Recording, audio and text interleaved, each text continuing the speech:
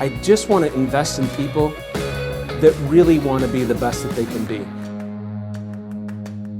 Hello, referral partners of Summit Funding. It's Todd Scrima and Robyn LaVassaur and Jim Reed, and we do a podcast for our realtor partners, our financial planners, our home builders, people that refer us so graciously loans.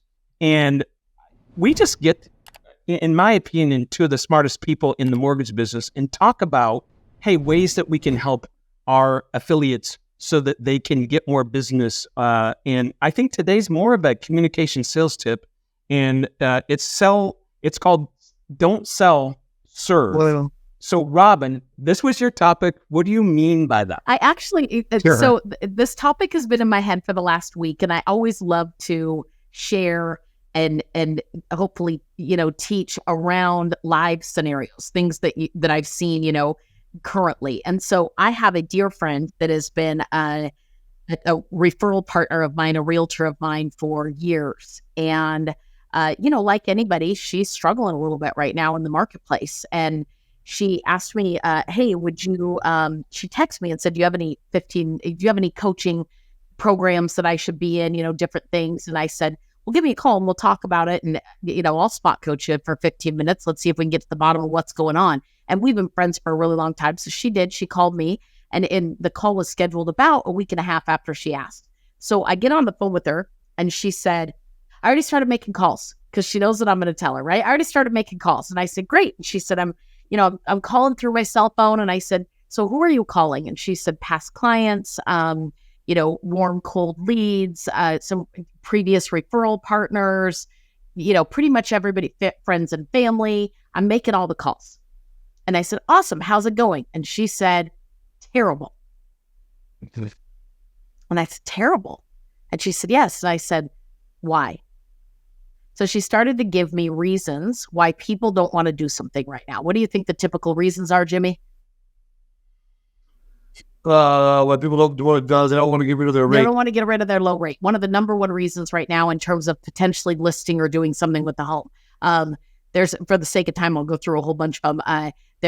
I'm worried about, the state of the world, right? That all the, two wars going on, right? There's two wars. There's Democrats and Republicans are fighting. We can't even put a Speaker of the House in play with everybody getting all weirded out about it. It just feels like everybody. They're worried about how high the prices are on houses, how high interest rates are, worried about what, if the market's going to crash, if there's going to be if the, floor is going to fall out from underneath us. I mean, there's all these worries.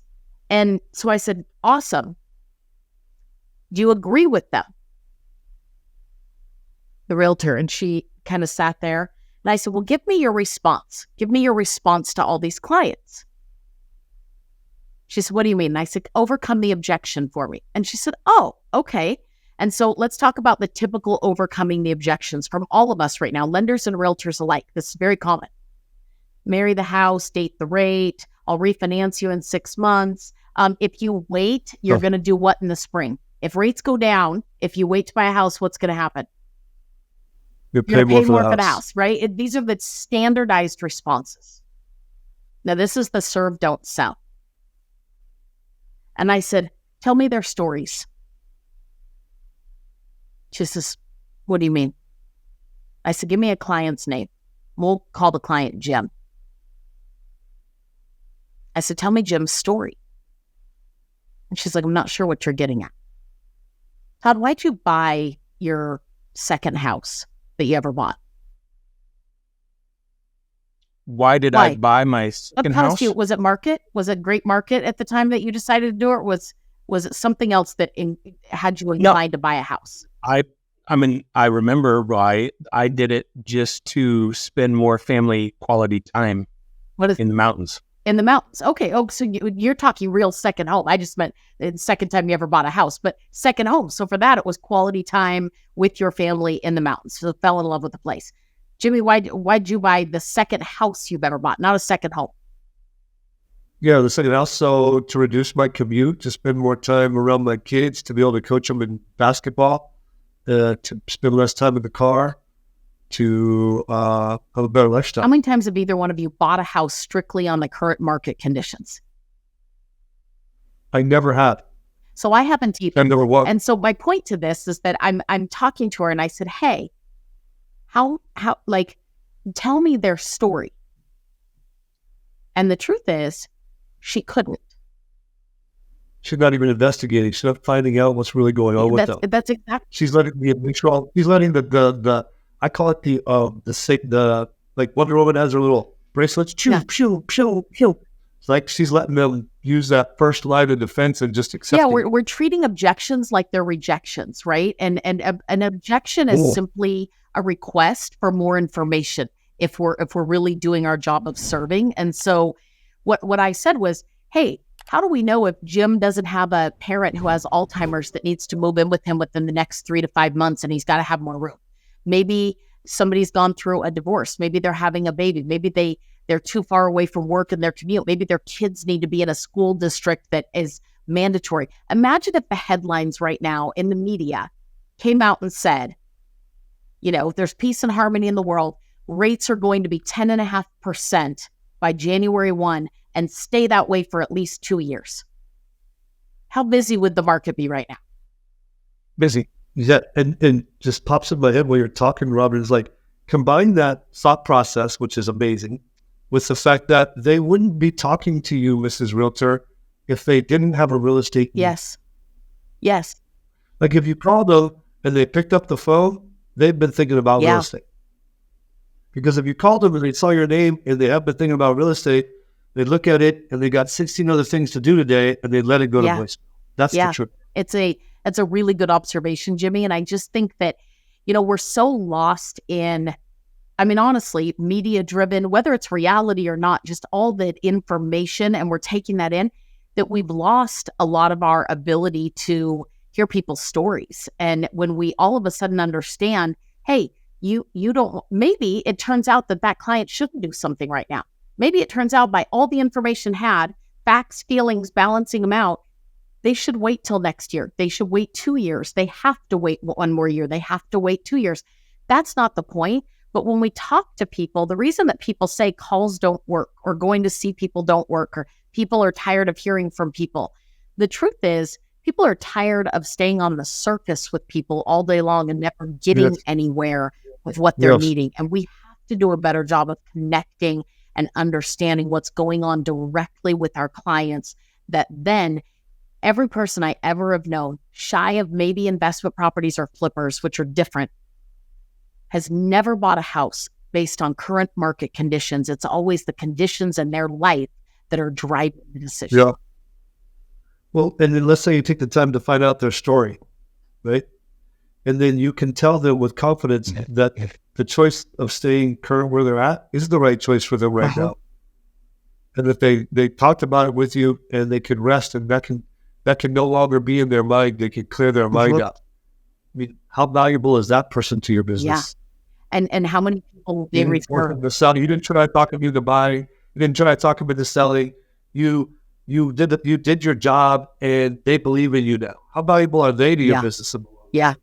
Like every conversation is worth it. Every conversation is worth it. Like that. It's so I think that, if you're in the world of sales, which obviously if you're listening to this, you're likely a real estate agent and you're feeling down, frustrated, those kind of things. I guarantee you, if you look back on the last couple weeks, you haven't heard enough stories. You haven't listened to enough people and what's going on in their lives versus being worried about how to get a result on the other side, right? How to create a transaction. And I just, I say it because we're 100% sales commission. So I'm not trying to teach realtors how to do their job. I'm talking in general. When you are in sales, and that's what we are all in, it is literally about hearing other people's stories to then meet their needs, not trying to tell people what they need without any story. Robyn, I wonder if you wouldn't do a role play with me after I make a comment. We had one of our leaders stand up at our branch manager retreat a couple weeks ago, and he says, "Hey guys, sales is nothing but a transfer of passion."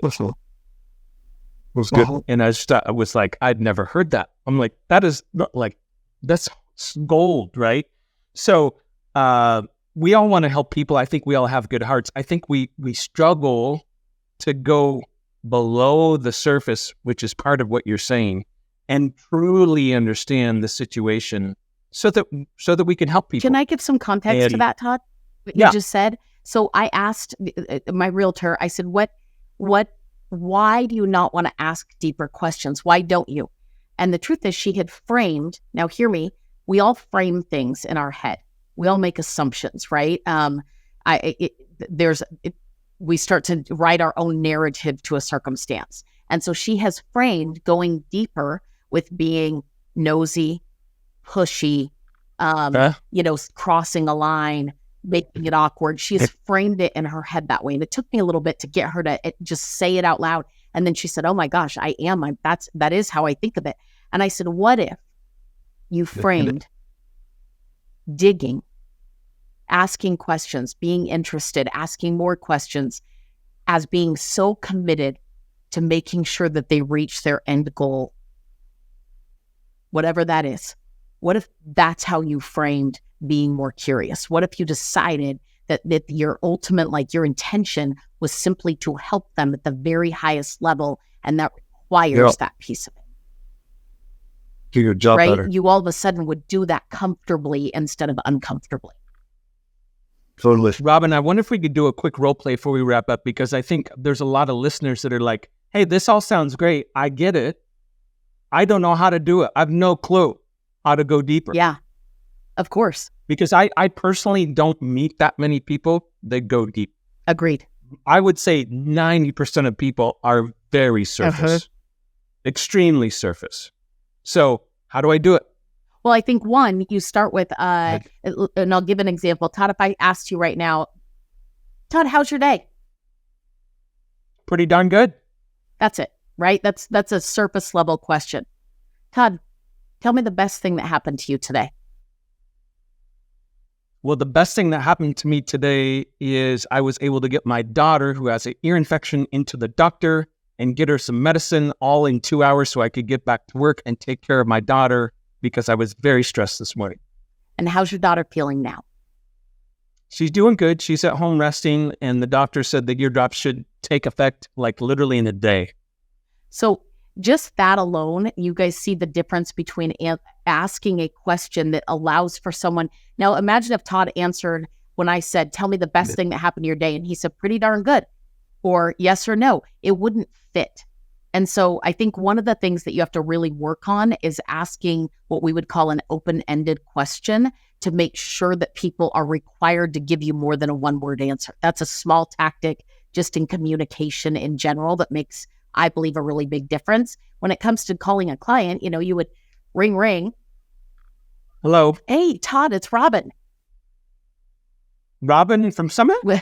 Normally I would say the company. I was trying to think of a real estate company. Okay, we'll call Summit the real estate company. Oh, yeah. He's a realtor. I'm a realtor. So Robyn with the real estate company. What are you doing? Listen, I was actually thinking about you. I mean, the truth is I'm sitting here calling past clients. Little quick of a pro tip, you guys. If you're feeling awkward about why you would be calling somebody, just say it out loud. You get comfortable in truth and you start to relax and get in flow of conversation.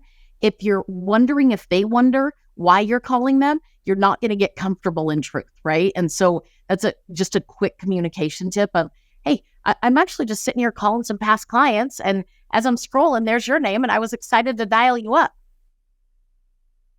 Well, it's great to hear from you. I'm talk to you in several months. Actually, I should say thank you for answering and picking up my call. And yeah, I haven't been in touch enough.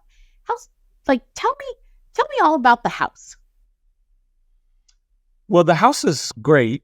The house is, it's good. We love the house. What do you love? I think the biggest thing we love is that huge backyard with the pool, because we had so much fun this summer with kids' parties. And, my son's a senior, and we had his senior kickoff party there. And my daughter had a party there 2 weeks ago. That's really, really changed our family dynamic. Wow. So this could go a couple different ways. I'm just going to pause on the role play for a second. Todd just gave me my first sales nugget, potentially. Hear me. In saying, I can't go where he's going to go to college. There you go. He just said his son is a senior and swimming in the pool in the backyard and they love the house. But where's his son likely going to college, right? So there's a great like add-on right there just to ask and possibly find. Now, if he is going to college locally, going to live with mom and dad or whatever the case, no big deal. But where is his son in 4 to 5 years? Buying his first home, right? So these are all fields that we're trying to plant of, hey, this is down the road here. This is right now. This is 6 months from now, whatever that may be. So keeping and talking with Todd. Hey, that's awesome, Todd. You said when you bought this place that it was the last house you'd ever buy. You'd live in it forever. You still feel that way? Yes. As a matter of fact, we're even thinking of putting an ADU in the back. Wow. Put an ADU in the back. That's awesome.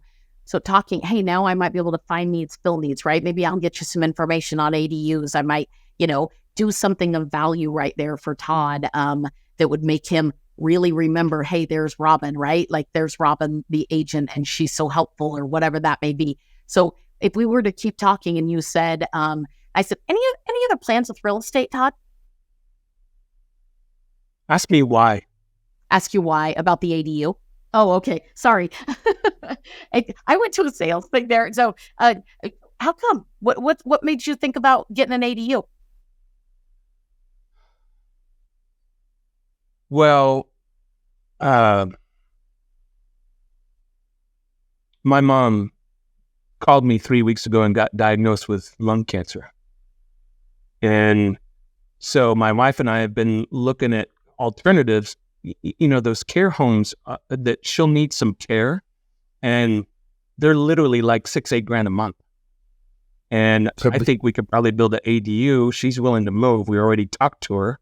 And she could live out her years in our back, and make a nice little ADU. Probably, I don't know, may cost me like $1,500 more a month or something like that. But to me, that's a better solution. Yeah. Well, gosh, Todd, I am so sorry to hear about your mom. And I'm with you. That's a tough one when your parents are going to need care.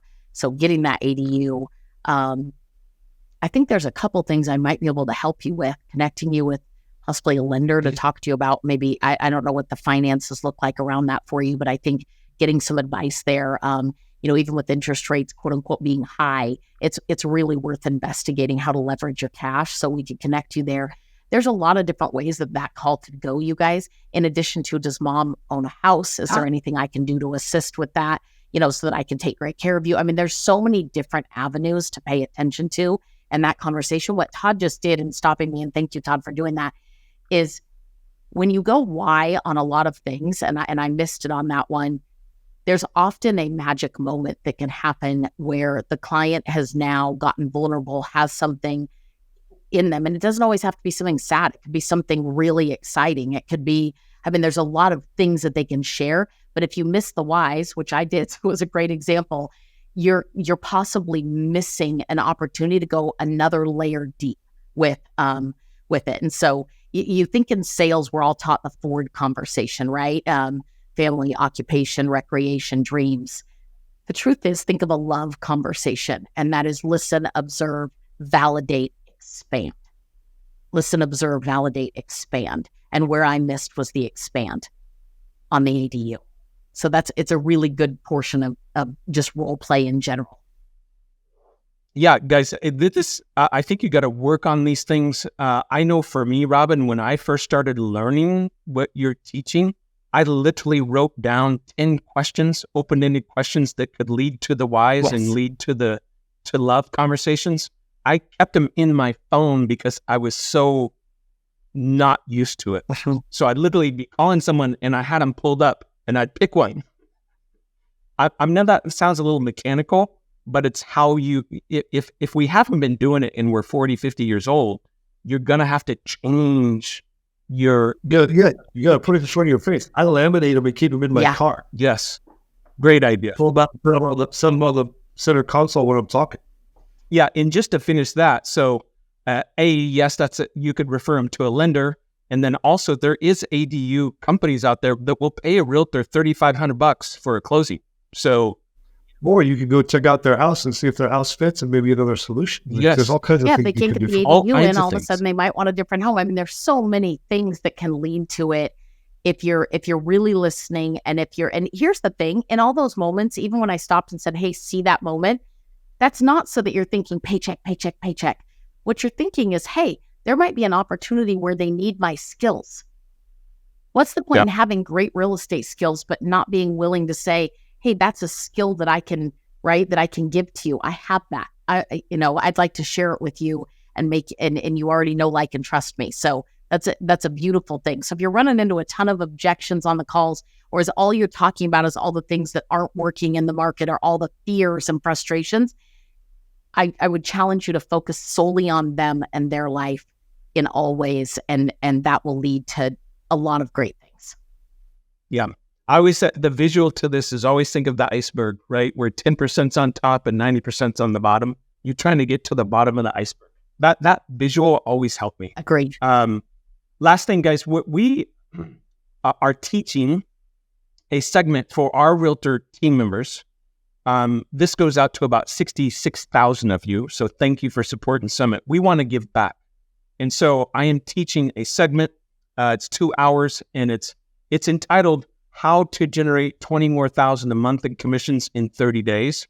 I'm doing this for our realtor partners. I've done it for our lender, all of our loan officers. And it's all of the marketing. It's all of the how to do Facebook stuff, and like just advertising on Facebook as an example. You do an open house and you can go on the backside of Facebook and invite all the neighbors to the open house, right? It costs you like $100. So all kinds of simple guerrilla type marketing that I think we need to learn, because the market is tougher. And so we've got to be tougher. We've got to be more skilled. And so if you want that, you can either respond to the loan officer who sent you this, or you can feel free to text me and I will text you the invitation myself. That my cell phone number is 916-769-9031. 916-769-9031. Just say, hey, I'm a realtor. Here's my name. Heard your podcast. Send me the invitation. I'll send you when the next one is. I teach it. I'm going to be teaching it every 2 months. Okay.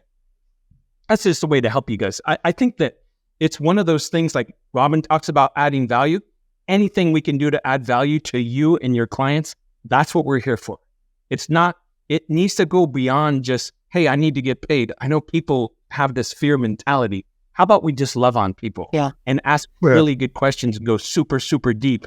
You will always get paid when you do that. So, and by the way, that is free to you. So we're not trying to make money. That's a free service to our realtor partners and builders and financial planners and all the professionals that refer us business, because you're a big part of our business and we deeply appreciate it. Robyn, Jim, thank you very much. Thank you. Love you guys. Guys, thanks for listening. Have a beautiful month. Talk to you next month. Bye.